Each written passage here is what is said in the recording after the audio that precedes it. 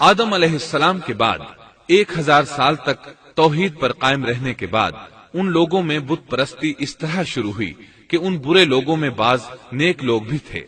یہ برے لوگ ان نیک لوگوں سے بہت محبت کرتے تھے اور ان سے تقرب حاصل کرتے تھے، ان کی شان میں بہت مبالغہ کرتے تھے، جیسا کہ آج کل بعض لوگ علماء اور صالحین کی مدح سرائی میں زمین و آسمان کے قلابے ملاتے ہیں۔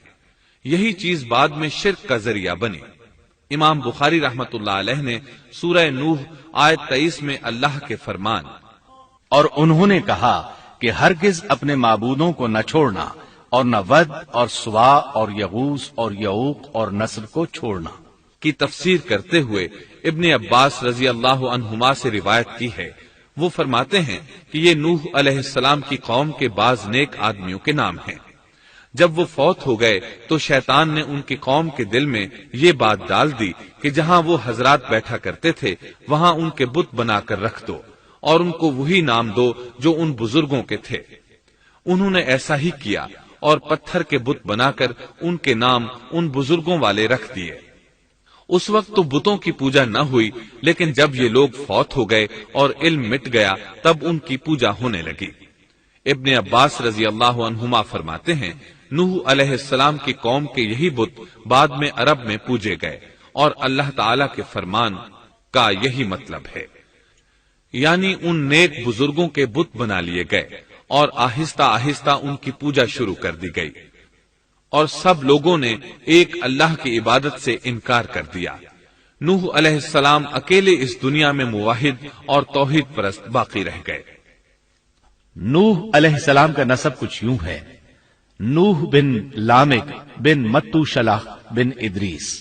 اس طرح ادریس علیہ السلام ان کے پردادا ہوئے۔ اس وقت لوگوں کی عمریں بہت طویل ہوتی تھیں، اس لیے ہم کہہ سکتے ہیں کہ ادریس علیہ السلام کئی 100 سال زندہ رہے اور نوح علیہ السلام 1000 سال سے بھی زیادہ عرصہ زندہ رہے۔ عمریں لمبی ہونے کی وجہ سے ادریس علیہ السلام اور نوح علیہ السلام کے درمیان کافی مدت بنتی ہے، اور اسی مدت کے دوران کفر و شرک نے زور پکڑا اور بتوں کی عبادت شروع ہو گئی۔ تب اللہ تعالیٰ نے نوح علیہ السلام کو زمین میں مبعوث فرمایا۔ ابن عباس رضی اللہ عنہما سے روایت ہے کہ نبی صلی اللہ علیہ وسلم نے فرمایا آدم علیہ السلام اور نوح علیہ السلام کے درمیان 10 قرن تھے۔ ایک قرن 100 سال کا ہوتا ہے۔ آدم علیہ السلام کے 1000 سال بعد تک لوگ توحید پر قائم رہے، پھر آہستہ آہستہ شیطان نے انہیں شرک کے راستے پر ڈال دیا، شرک عام ہو گیا، ایک اللہ کی عبادت بالکل ختم ہو کر رہ گئی۔ تب اللہ نے نوح علیہ السلام کو مبعوث فرمایا، انہوں نے اللہ کی طرف دعوت دی، انہوں نے بہت مشقت اٹھائی، جیسا کہ سورہ نوح میں اللہ فرماتے ہیں اللہ تعالیٰ بخشش اور رحم کرنے والے کے نام سے شروع کرتا ہوں۔ یقیناً ہم نے نوح کو ان کی قوم کی طرف بھیجا کہ اپنی قوم کو ڈراؤ اور خبردار کر دو، اس سے پہلے کہ ان کے پاس دردناک عذاب آ جائے۔ نوح نے کہا اے میری قوم، میں تمہیں صاف صاف ڈرانے والا ہوں کہ تم اللہ کی عبادت کرو اور اس سے ڈرا کرو اور میرا کہنا مانو، تو وہ تمہارے گناہ بخش دے گا اور تمہیں ایک وقت مقررہ تک چھوڑ دے گا۔ یقیناً اللہ کا وعدہ جب آ جاتا ہے تو موقوف نہیں ہوتا، کاش تمہیں سمجھ ہوتی۔ نوح علیہ السلام تبلیغ کے سلسلے میں سخت محنت کرتے، دن رات لوگوں کے گھروں اور ان کے اجتماعات میں جا جا کر انہیں دعوت دیتے۔ آپ انہیں اعلانیہ اور پوشیدہ طور پر دعوت دیتے، یہاں تک کہ دعوت دیتے دیتے انہیں 950 سال گزر گئے، لیکن سوائے چند لوگوں کے کوئی ایمان نہ لایا۔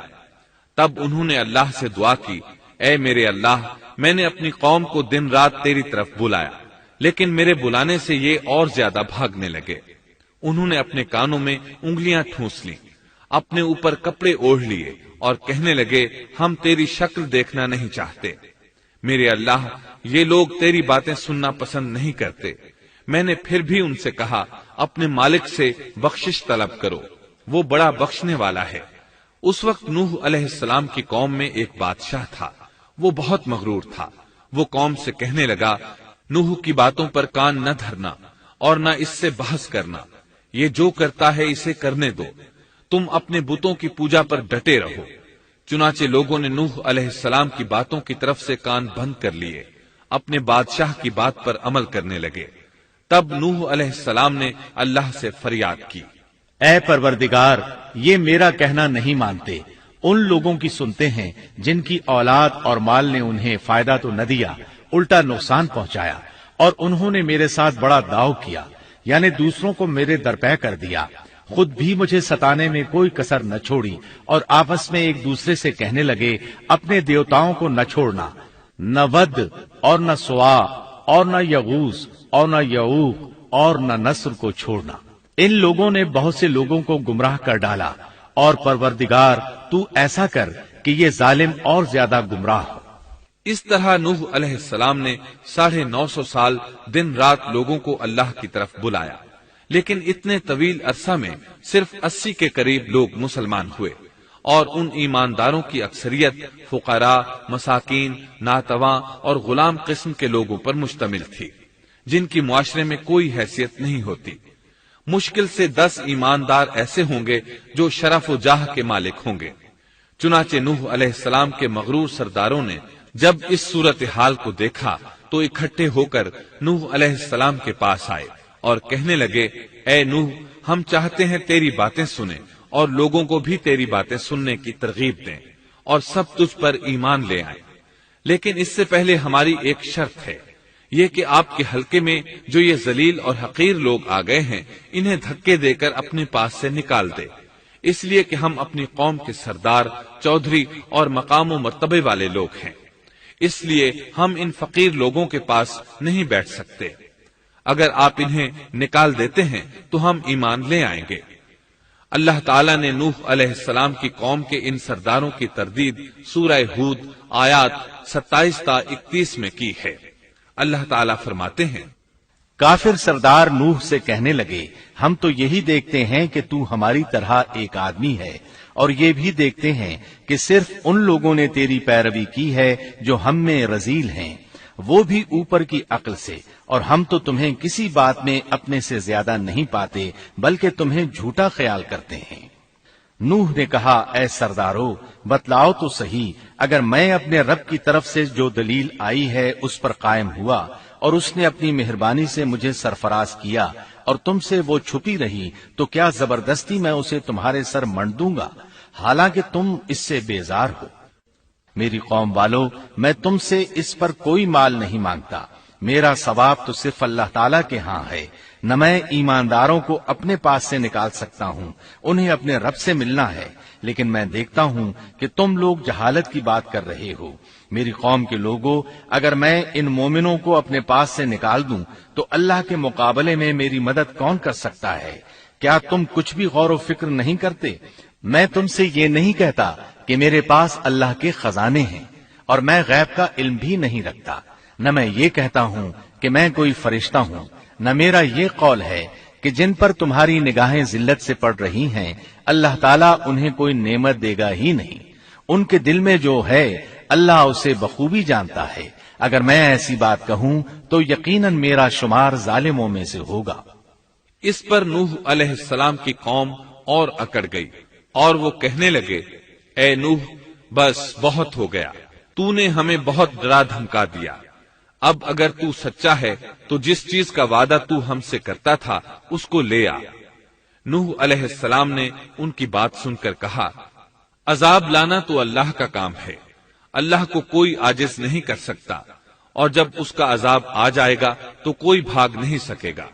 اس کے بعد نوح علیہ السلام کی قوم کا ان سے آمنا سامنا ہوا تو انہوں نے ان سے کہا، اے میری قوم، اگر تم پر یہ گراں گزرتا ہے کہ میں تم میں رہتا ہوں اور تمہیں اللہ کی باتیں سنا رہا ہوں، تم اس سے چڑھتے ہو اور مجھے نقصان پہنچانے کے درپے رہتے ہو، تو سنو، میں صاف کہتا ہوں، مجھے تمہارا کوئی خوف نہیں، تمہاری کوئی پرواہ نہیں، تم سے جو ہو سکے کر گزرو، میرا جو بگاڑ سکتے ہو بگاڑ لو، تم اپنے شریکوں اور جھوٹے معبودوں کو بھی بلا لو اور مل جل کر مشورے کر کے بات کھول کر پوری قوت کے ساتھ مجھ پر حملہ کرو، تمہیں قسم ہے تم میرا جو بگاڑ سکتے ہو بگاڑ لو، اس میں کوئی کسر اٹھا نہ رکھو، مجھے بالکل مہلت نہ دو، اچانک مجھے گھیر لو، میں بالکل بے خوف ہوں، اس لیے کہ تمہارے راستے کو میں باطل جانتا ہوں، میں حق پر ہوں، حق کا ساتھی اللہ ہوتا ہے، میرا بھروسہ اسی عظیم ذات پر ہے، مجھے اس کی قدرت کی بڑائی معلوم ہے۔ نوح علیہ السلام نے واضح الفاظ میں اپنی قوم کو چیلنج دیا، لیکن کسی میں طاقت نہ ہوئی کہ وہ نوح علیہ السلام کا مقابلہ کر سکے۔ چنانچہ کہنے لگے، اسے چھوڑ دو، یہ مجنون اور بے وقوف ہے، نعوذ باللہ۔ بہرحال معاملہ اسی طرز پر چلتا رہا، یہاں تک کہ سال ہر سال گزر گئے، لیکن کوئی مسلمان نہ ہوا۔ پھر پہاڑ پر رہنے والے لوگ روز بروز برائی میں ترقی کرتے چلے گئے، اور جو لوگ شروع میں ایمان لائے تھے ان کے علاوہ اور کوئی شخص ایمان نہ لایا۔ نوح علیہ السلام انہیں مسلسل دعوت دیتے رہے مگر بے اثر، یہاں تک کہ اللہ تعالیٰ نے نوح علیہ السلام کی طرف وحی کی کہ اب کوئی شخص ایمان نہیں لائے گا۔ اللہ تعالیٰ سورہ ہود میں فرماتے ہیں، نوح کی طرف وحی کی گئی کہ آپ کی قوم میں سے جو ایمان لا چکے ہیں ان کے سوا اور کوئی اب ایمان نہیں لائے گا، پس آپ ان کے کاموں پر غمگین نہ ہوں۔ مطلب یہ تھا کہ آپ غم نہ کریں، اللہ کا حکم اب پورا ہونے والا ہے۔ غور فرمائیں، نوح علیہ السلام کے جذبے کو دیکھیے، مسلسل 950 سال تک دعوت دیتے رہے، لوگ انہیں جھٹلاتے رہے، لیکن پھر بھی ان سے نا امید نہ ہوئے۔ اب جب کہ اللہ کی طرف سے وحی آ گئی کہ ان میں سے اور کوئی ایمان نہیں لائے گا اور کسی میں طاقت نہیں کہ انہیں ہدایت عطا فرمائے، تو نوح علیہ السلام نا امید ہو گئے اور انہوں نے اپنی قوم پر بد دعا کی۔ اس کا ذکر اللہ تعالیٰ نے سورہ نوح آیات 26 تا 28 میں کیا ہے۔ نوح نے کہا، اے میرے پروردگار، تو روئے زمین پر کسی کافر کو رہنے سہنے والا نہ چھوڑ، اگر تو انہیں چھوڑے گا تو یہ یقیناً تیرے اور بندوں کو بھی گمراہ کر دیں گے، اور ان کے ہاں جو اولاد ہوگی وہ بھی بدکار ناشکرے ہوں گے۔ اے میرے پروردگار، تو مجھے اور میرے ماں باپ کو اور جو بھی ایماندار ہو کر میرے گھر آئے اور تمام مومن مردوں اور عورتوں کو بخش دے، اور کافروں کو سوائے ہلاکت کے اور کچھ نہ دے۔ اللہ تعالیٰ فرماتے ہیں کہ جب نوح علیہ السلام نے ہمیں مدد کے لیے پکارا تو پھر ہم نے اس کی مدد کی اور اسے ایک بڑی کشتی بنانے کی وحی کی، لیکن نوح علیہ السلام نہیں جانتے تھے کہ وہ اتنی بڑی کشتی کیسے بنائے، اور نہ ہی وہ بڑھئی تھے کہ اس کام سے واقف ہوتے۔ اس لیے اللہ تعالیٰ نے ان کی طرف یہ وحی کی کہ ہماری آنکھوں کے سامنے اور ہماری وحی کے مطابق ایک کشتی تیار کرو۔ اللہ نے وحی کے ذریعے ان کی رہنمائی کی کہ وہ اس طرح کریں، اور مزید تعلیم کے لیے جبرائیل علیہ السلام کو بھیج دیا۔ وہ انہیں بتلاتے گئے کہ اس طرح کشتی تیار کرو۔ نوح علیہ السلام ایک پہاڑ پر رہتے تھے، ان کے ارد گرد درخت نہیں تھے، نہ پانی تھا، چنانچہ انہوں نے بہت سے درخت اگائے، پھر ان کو کاٹا اور پہاڑ پر بیٹھ کر کشتی تیار کرتے رہے۔ آپ بڑے بڑے تختے بناتے اور لوہا لاتے اور ان سے کیل تیار کرتے، پھر ان کیلوں کو تختوں میں ٹھوکتے، آپس میں ان تختوں کو ملاتے، یہاں تک کہ ایک بہت بڑی مضبوط اور دیو ہیکل کشتی تیار ہو گئی۔ ایک روایت کے مطابق نوح علیہ السلام نے اس کو 100 سال میں تیار کیا۔ یہ تھی وہ کشتی جسے نوح علیہ السلام نے اللہ کی ہدایت کے مطابق تیار کیا تھا۔ سورۃ القمر آیت 13 میں ارشاد ہوتا ہے، اور ہم نے نوح کو اس کشتی میں سوار کیا جو تختوں اور کیلوں سے بنی ہوئی تھی۔ نوح علیہ السلام نے دعوت کا کام چھوڑ دیا اور کشتی بنانے لگے۔ وہ لوگ جب انہیں کشتی بناتے دیکھتے تو ان کا مذاق اڑاتے، کہتے، نوح پہلے تو نبی تھا، اب بڑھئی بن گیا۔ مزید کہتے، یہ کیسا مجنون ہے کہ پہاڑ پر کشتی بنا رہا ہے، تعجب ہے اس پر۔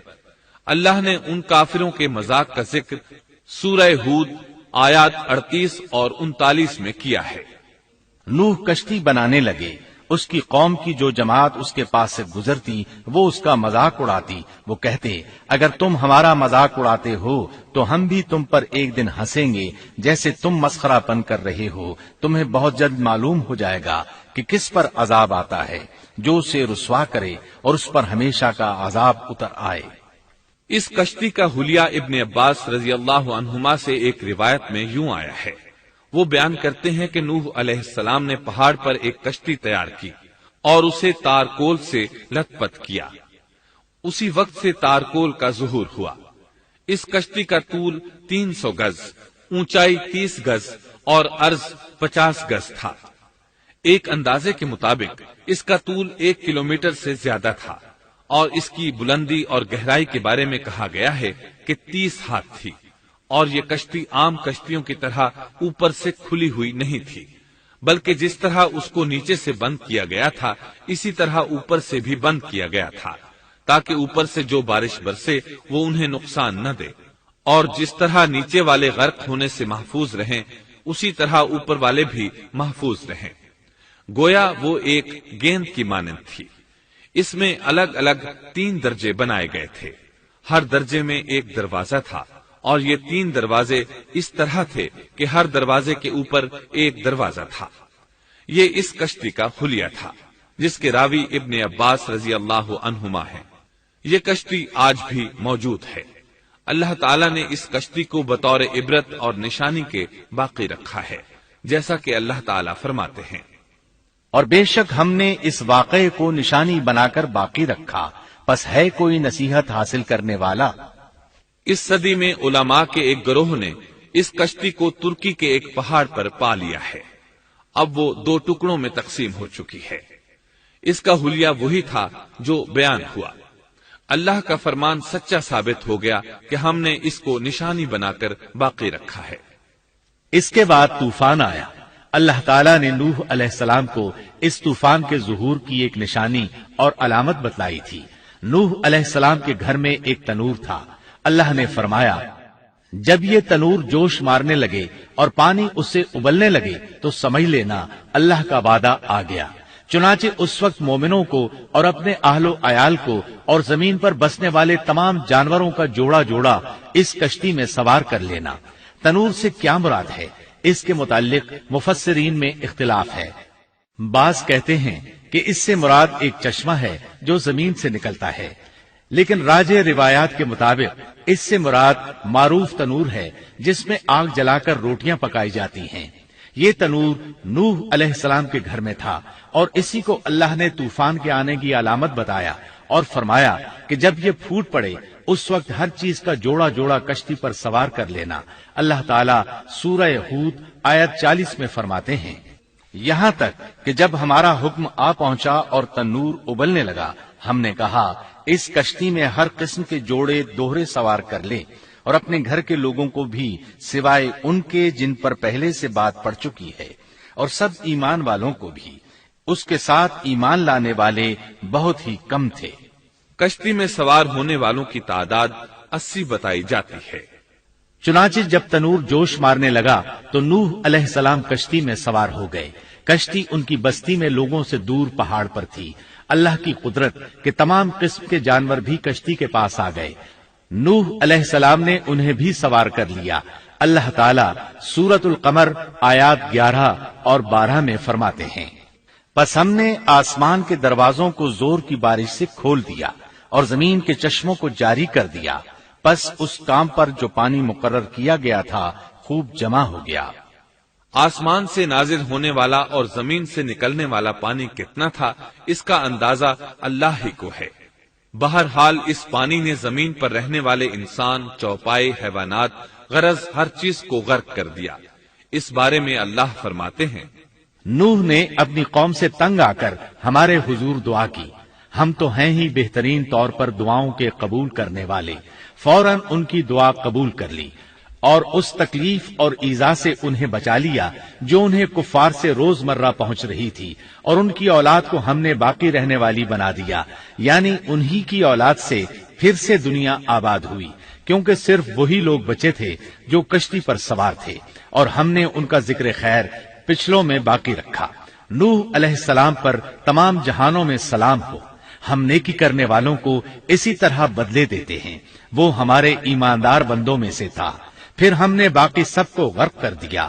اللہ مزید فرماتے ہیں، جب پانی میں طغیانی آ گئی تو اس وقت ہم نے تمہیں کشتی میں چڑھا لیا تاکہ اس کو تمہارے لیے نصیحت اور یادگار بنا دیں، تاکہ یاد رکھنے والے کان اس کو یاد رکھیں۔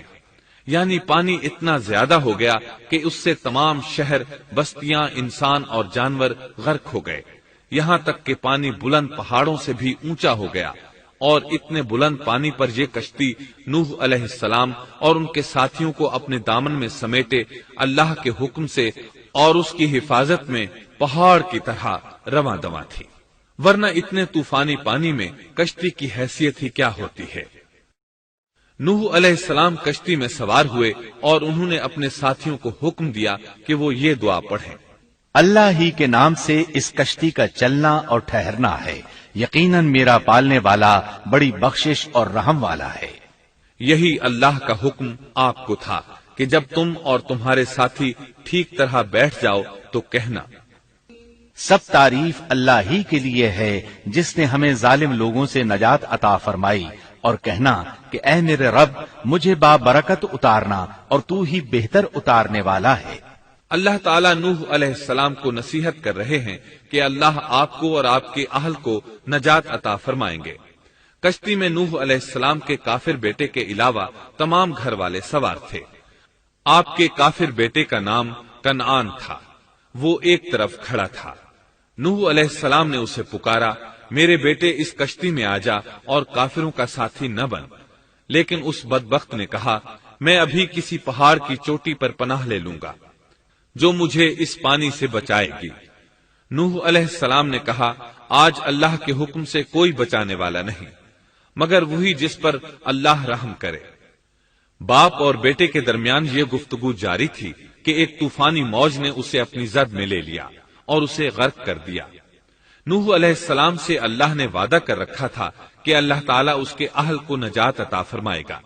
چنانچہ جب آپ کی آنکھوں کے سامنے آپ کا بیٹا غرق ہو گیا تو وہ پکار اٹھے، اے اللہ، میرا بیٹا میرے گھر والوں میں سے تھا اور تو نے مجھ سے وعدہ کیا تھا کہ میرے گھر والوں کو نجات عطا فرمائے گا، اور تو تمام حاکموں سے بہتر حاکم ہے، لہذا ناممکن ہے کہ تیرا وعدہ پورا نہ ہو۔ واضح ہو کہ نوح علیہ السلام کا اپنے بیٹے کے بارے میں بات کرنا بطور استفسار تھا، بطور بحث نہیں تھا۔ آپ وضاحت چاہتے تھے۔ اللہ تعالیٰ نے فرمایا، اے نوح، وہ تیرے اہل سے نہیں تھا کیونکہ وہ کافر تھا۔ کفر نسب کو ختم کر دیتا ہے۔ ایک مومن کا دوسرے مومن سے تعلق ایک مسلمان بھائی کے کافر بھائی سے تعلق سے زیادہ بڑا ہے، اور حقیقی اخوت وہ ہے جس کی بنیاد ایمان پر ہو۔ کفر تو نسبی تعلق کو کاٹ دیتا ہے، اس لیے اللہ نے یہ نہیں فرمایا کہ وہ کافر ہے، بلکہ یہ فرمایا کہ وہ تیرے اہل سے نہیں ہے۔ ہمارے لیے بھی یہی حکم ہے، کسی مومن کا کافر کے ساتھ رشتہ نہیں ہو سکتا۔ اس کے ساتھ اللہ نے نوح علیہ السلام کو نصیحت فرمائی کہ آپ ہرگز وہ چیز نہ مانگیں جس کا آپ کو مطلقاً علم ہی نہ ہو، اور ہم آپ کو نصیحت کرتے ہیں کہ جاہلوں میں اپنا شمار کرانے سے باز رہیں۔ جب نوح علیہ السلام یہ بات جان گئے کہ ان کا سوال واقعے کے مطابق نہیں تھا تو فوراً اس سے رجوع کر لیا اور اللہ تعالیٰ سے اس کی رحمت اور مغفرت کے طالب ہوئے۔ اس موقع پر انہوں نے دعا کی۔ نوح علیہ السلام نے کہا، اے میرے پروردگار، میں تیری ہی پناہ چاہتا ہوں اس بات سے کہ تجھ سے وہ مانگوں جس کا مجھے علم ہی نہ ہو۔ اگر تو مجھے نہ بخشے گا اور تو مجھ پر رحم نہیں کرے گا تو میں خرابی والوں میں ہو جاؤں گا۔ یہ دعا انہوں نے مانگی۔ اپنے بیٹے کے متعلق سوال کے علاوہ نوح علیہ السلام نے اللہ تعالیٰ کی کوئی نافرمانی نہیں کی اور نہ اپنے نفس پر کسی نافرمانی کو شمار کیا۔ کشتی نوح علیہ السلام اور ان کے ساتھیوں کو لیے پانی کی موجوں پر بلند ہو رہی تھی، اور زمین پر موجود ہر چیز، انسان، حیوانات، چوپائے، پرندے غرق ہو چکے تھے۔ ان میں کوئی بھی باقی نہیں بچا تھا۔ اگر کوئی زندہ بچا تھا تو کشتی والے۔ ابن عباس رضی اللہ عنہما سے روایت ہے کہ نوح علیہ السلام اور ان کے ساتھی 6 ماہ کشتی میں رہے، اور بعض روایات میں یہ بھی ہے کہ وہ محرم کی 10 تاریخ کو کشتی سے نیچے اترے۔ آخر اللہ کے حکم سے طوفان رک گیا۔ اللہ نے زمین کو حکم دیا کہ وہ تمام پانی کو نگل جائے۔ زمین نے سارا پانی نگل لیا، زمین خشک ہو گئی۔ اللہ تعالیٰ سورہ ہود آیت 44 میں فرماتے ہیں، اور فرما دیا گیا کہ اے زمین اپنے پانی کو نگل جا، اور اے آسمان بس کر تھم جا۔ اسی وقت پانی سکھا دیا گیا اور کام پورا کر دیا گیا، اور کشتی جودی نامی پہاڑ پر جا ٹھہری، اور فرما دیا گیا کہ ظالم لوگ اللہ کی رحمت سے دور ہیں۔ کشتی جودی پہاڑ پر جا کر ٹھہر گئی۔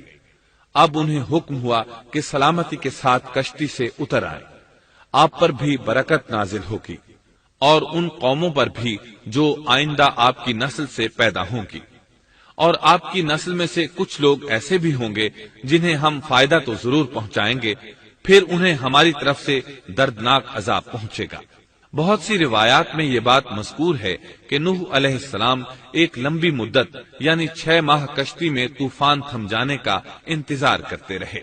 آپ نے طوفان کے حالات معلوم کرنے کے لیے ایک کبوتر بھیجا جو واپس آ گیا، اسے پاؤں رکھنے کو جگہ نہ ملی۔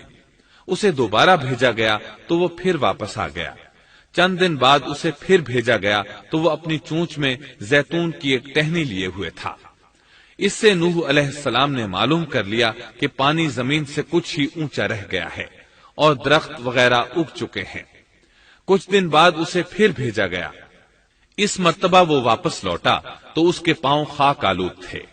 نوح علیہ السلام نے سمجھ لیا کہ طوفان رک گیا اور زمین خشک ہو چکی ہے۔ سیرت کی کتب میں یہ واقعہ موجود ہے۔ اسی کی بنیاد پر سیرت نگاروں کا کہنا ہے کہ کبوتر کا آنا سلامتی کی علامت تھا اور اس کی چونچ میں زیتون کی ٹہنی نوح علیہ السلام کی بادشاہت کی طرف اشارہ تھا۔ اس طرح نوح علیہ السلام زمین پر اتر آئے۔ اس وقت اولاد آدم میں سے کوئی انسان سوائے ان لوگوں کے زندہ نہیں بچا تھا۔ جزیرہ عرب، فلسطین اور ان کے ارد گرد کا علاقہ غرق ہونے سے محفوظ رہا۔ ان کے علاوہ تمام زمین غرق ہوئی تھی۔ سب کے سب طوفان کی نذر ہو گئے۔ صرف نوح علیہ السلام سے اولاد پیدا ہوئی اور زمین میں ان کی اولاد کے علاوہ اور کسی کی نسل باقی نہ رہی۔ اسی وجہ سے نوح علیہ السلام کو آدم ثانی اور ابو البشر ثانی کہا جاتا ہے، کیونکہ تمام کے تمام بشر انہی کی طرف منسوب ہیں۔ سورۃ الصافات آیات 75 تا 77 میں اسی طرف اشارہ ہے۔ اور ہمیں نوح نے پکارا تو دیکھ لو کہ ہم کیسے اچھے دعا قبول کرنے والے ہیں۔ ہم نے اسے اور اس کے فرمانبرداروں کو اس زبردست مصیبت سے بچا لیا۔ اس کی اولاد ہم نے باقی رہنے والی بنا دی۔ ایک دوسرے مقام پر اللہ تعالیٰ دیگر امم اور رسولوں کے متعلق کلام کرتے ہوئے فرماتے ہیں، اے ان لوگوں کی اولاد جنہیں ہم نے نوح کے ساتھ چڑھا لیا تھا، وہ ہمارا بڑا ہی شکر گزار بندہ تھا۔ نوح علیہ السلام کے 3 بیٹے تھے، سام، حام اور یافس۔ سام کی نسل زیادہ تر سفید رنگت کی تھی اور بہت کم لوگ ان میں سیاہ فام تھے، البتہ کچھ ان میں گندمی تھے۔ حام کی اولاد کی اکثریت سیاہ فام تھی، ان میں بہت کم لوگ سفید رنگ کے تھے، اور یافس کی اولاد سرخی مائل رنگ کی تھی۔ عرب اور بنو اسرائیل سام کی اولاد ہیں، تمام حبش حام کی اولاد ہیں، ترک اور مشرقی ایشیا کے لوگ یافس کی اولاد ہیں۔ طوفان کے بعد نوح علیہ السلام اللہ کے بندوں میں 350 سال تک زندہ رہے، اور وہ اللہ کے قول عبدن شکورن کے مصداق تھے۔ پھر نوح علیہ السلام فوت ہو گئے۔